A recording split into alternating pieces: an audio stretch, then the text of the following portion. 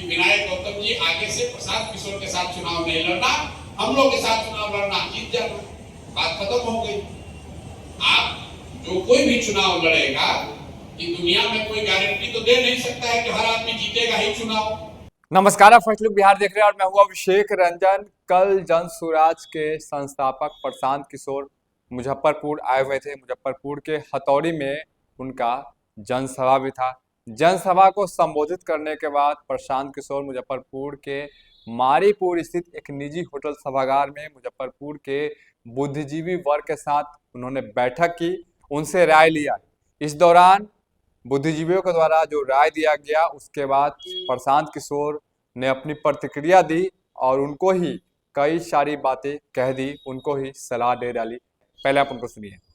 आज जैसे राज्य में अगर आप अपना सुख चैन छोड़कर बिहार को सुधारने का ठेका अपने आप स्वयं को लेकर अगर आ जाएंगे, तो एक बार नहीं, डेली सुबह उठकर आत्मचिंतन करने की जरूरत है।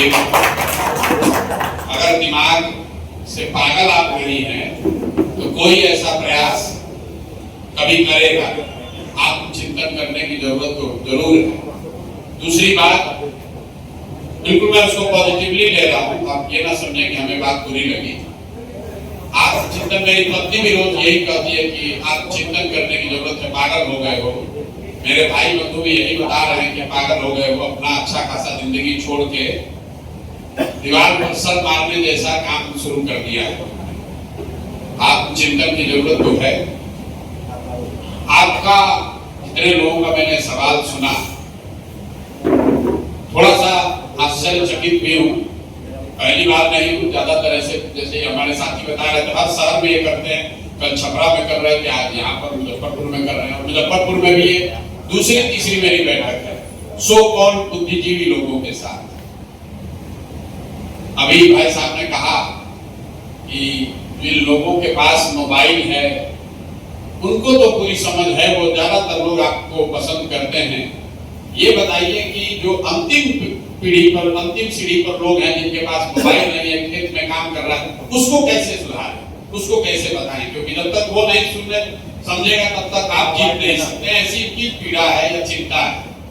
मेरे भाई, 5 करोड़ लोग बिहार में इंटरनेट पर उपलब्ध है। आप अंतिम की चिंता छोड़ दीजिए, 5 करोड़ लोग हर महीने YouTube और Facebook के जरिए कुछ न कुछ समय अपना उस पर बिताते हैं।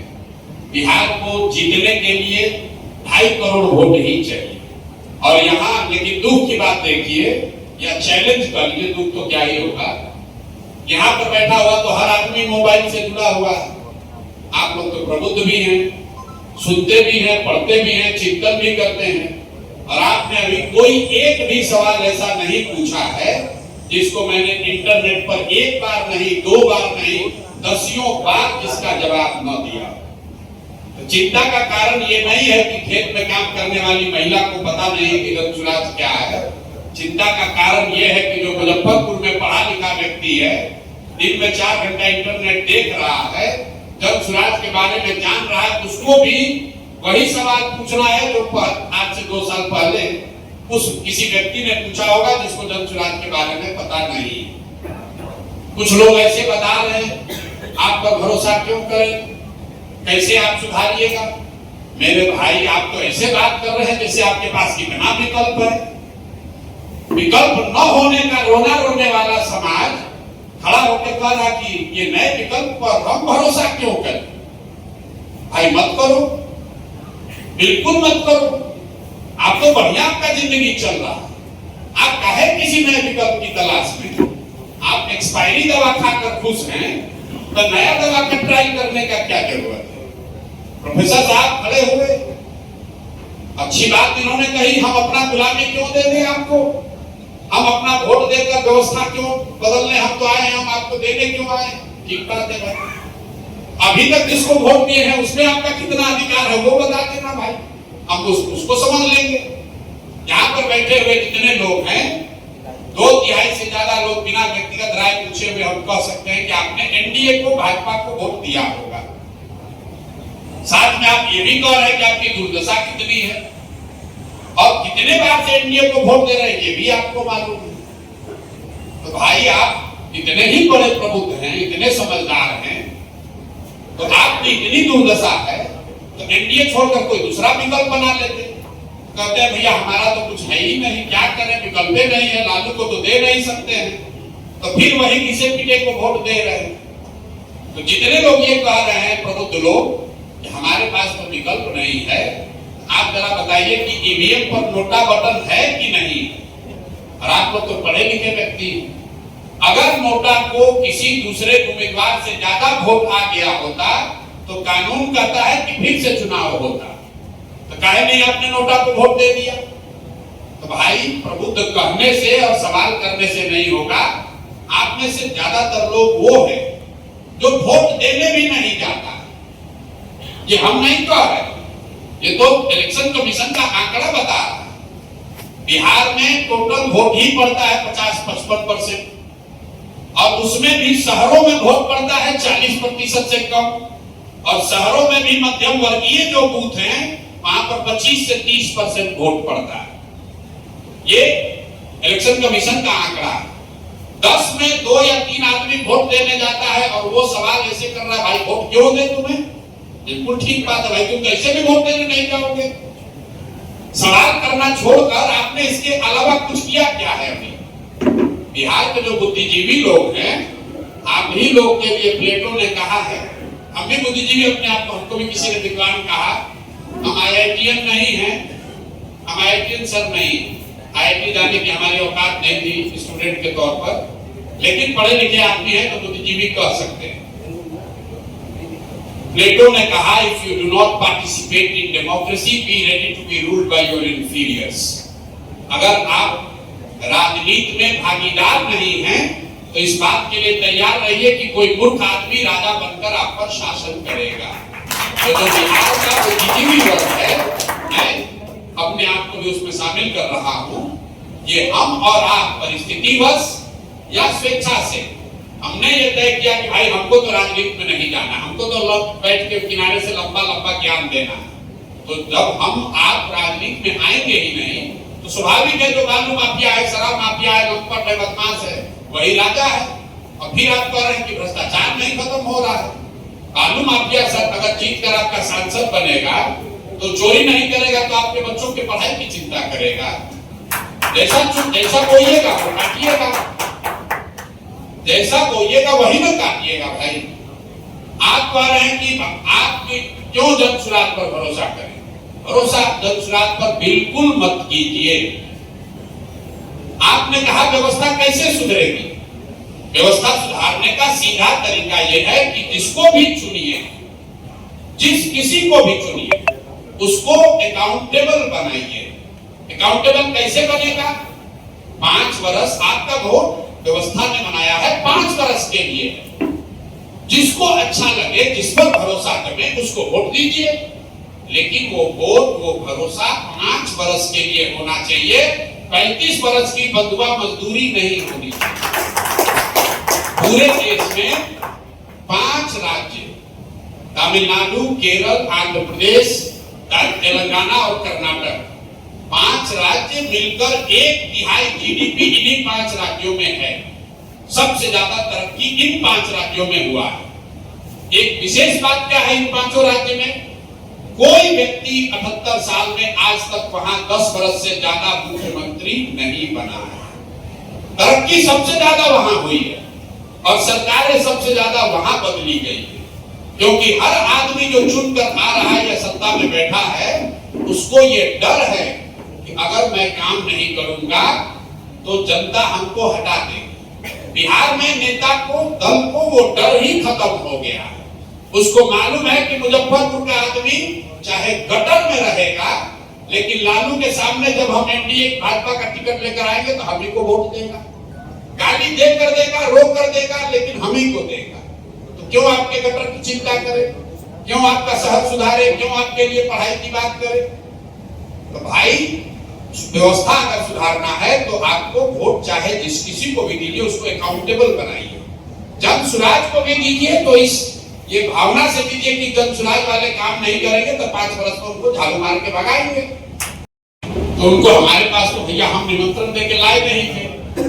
उनको ये सुझाव अगर आप देंगे मित्र के तौर पर कि विनायक गौतम जी आगे से प्रशांत किशोर के साथ चुनाव नहीं लड़ना, हम लोग के साथ चुनाव लड़ना, जीत जाना, बात खत्म हो गई। आप जो कोई भी चुनाव लड़ेगा, कि दुनिया में कोई गारंटी तो दे नहीं सकता है कि हर आदमी जीतेगा ही चुनाव। कुछ लोग जीतेंगे, कुछ लोग हारेंगे। आप डॉक्टर हैं, आप क्या ये गारंटी दे सकते हैं कि जिस पेशेंट का इलाज कीजिएगा वो सब ठीक ही हो जाएगा? और अगर नहीं दे सकते हैं तो फिर ये क्यों अपेक्षा रखते हैं कि कोई दूसरा आदमी जो चुनाव लड़ाएगा जीतेगा ही जीतेगा? और अगर विनायक जी को, आपको या किसी को ऐसा लगता है कि दंशुराज से जुड़ने से उसका नुकसान हो गया, तो आपको कोई जबरदस्ती बांध के थोड़ी ना लेके आए, आप तो खुद ही से आए होंगे, खुद ही से तो आए होंगे। और आए हैं तो इतना दिल रखिए कि आप जीत भी सकते हैं, हार भी सकते हैं। हम बिहार में खुद आए, दंशुराज हार जाए, उसके बाद हम बिहार के लोगों को गाली देने लगे, तो हमसे बड़ा मूर्ख कोई नहीं है। भाई बिहार के लोगों ने हमको, सुप्रीम कोर्ट ने थोड़ी ना कहा है कि आपको बिहार में जाना है। हमने स्वयं से तय किया है कि हमारी जिम्मेवारी है। मैं समझता हूं कि मैं बिहार में कुछ कर सकता हूं, इसलिए मैं प्रयास कर रहा हूं। सफलता मिले या न मिले, ये मेरा अपना उत्तरदायित्व तो बनता है कि मैं इस मिट्टी के लिए, इस राज्य के लिए कुछ करूं, इसलिए कर रहा हूं। इसलिए नहीं कर रहा हूं कि आपको एमएलए बनना है, एमएलए मंत्री नहीं बनना है। वो जितना बनकर नाम, पैसा, शोहरत कमाया जा सकता है, उससे बहुत ज्यादा नाम, शोहरत, पैसा भगवान ने दिया। लेकिन सिर्फ इसलिए ये प्रयास कर रहे हैं कि इसी मिट्टी में जन्म हुआ है, समझते हैं कि कुछ इस मिट्टी के लिए हमारा भी, हम पर भी कर्ज है। और उससे बढ़कर आप ये समझिए, प्रयास हम करें या आप करें, प्रयास आज हो या 10 वर्ष के बाद हो, करना तो किसी न किसी बिहार के आदमी को ही पड़ेगा। कोई तमिलनाडु से आकर बिहार और मुजफ्फरपुर, पटना, मधुबनी नहीं सुधारने वाला। आपको तय करना है कि आप किसी के प्रयास में कंधा लगाना चाहते हैं कि बैठ के कमेंट्री करना चाहते हैं। बिल्कुल आप एकदम बिल्कुल स्वतंत्र है, कीजिए, जितना कमेंट करना है कीजिए, क्रिटिसाइज करना है कीजिए।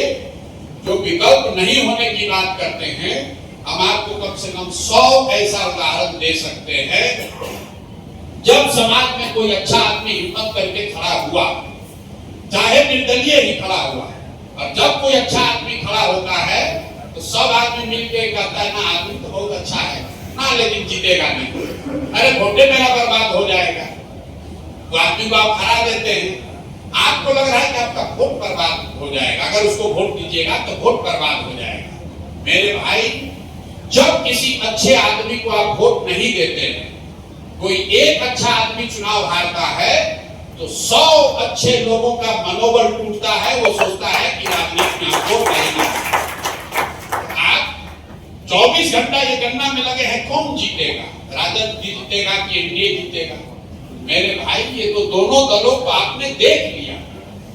आपके पास, क्योंकि यहाँ कुछ डॉक्टर लोग भी बैठे हुए हैं, आपके पास, आपको कोई रोग है, आप एक दवा खा रहे हैं जो कि एक्सपायर हो गई है, आप डॉक्टर साहब के पास गए, डॉक्टर साहब ने कहा कि भाई एक नई दवा आई है, संभव है 20% चांस है आपका रोग ठीक हो जाए, 80% चांस है कि ठीक ना हो, ट्राई करें कि ना करें।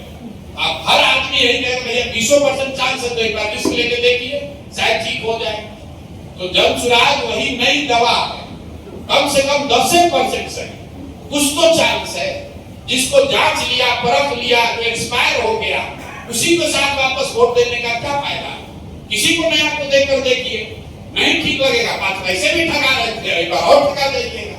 अब हम अपना दिल फाड़ कर आपको क्या दिखाएं कि आप हम पर कैसे भरोसा करें? आपको भरोसा किसी पर नहीं करना, और आप भरोसा करके भी कुछ नहीं कर सकते। तो आप सुन रहे थे क्या कुछ कहना था प्रशांत किशोर का। किस प्रकार से देखिए कि जो बुद्धिजीवी वर्ग के समाज के लोग हैं, जो आप मुजफ्फरपुर के मारीपुर स्थित एक निजी होटल सभागार में कल देर रात तक ये बैठक चली है। बैठक में सभी की राय ली गई। हालांकि जब बुद्धिजीवी वर्ग के लोगों ने राय दिया तो उस पर प्रशांत किशोर तिलमिला गए और बुद्धिजीवी वर्ग के लोगों को ही सलाह दे डाली और कई सारी बातें कह डाली।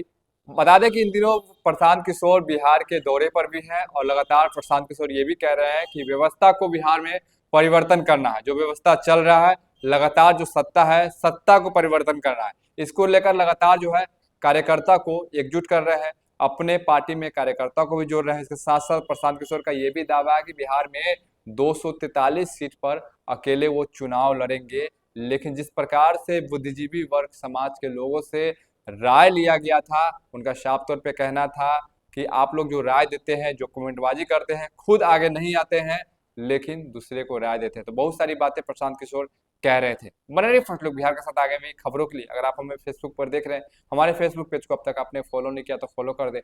यूट्यूब पर देख रहे हैं तो हमारे यूट्यूब चैनल को सब्सक्राइब करें। तब तक के लिए धन्यवाद।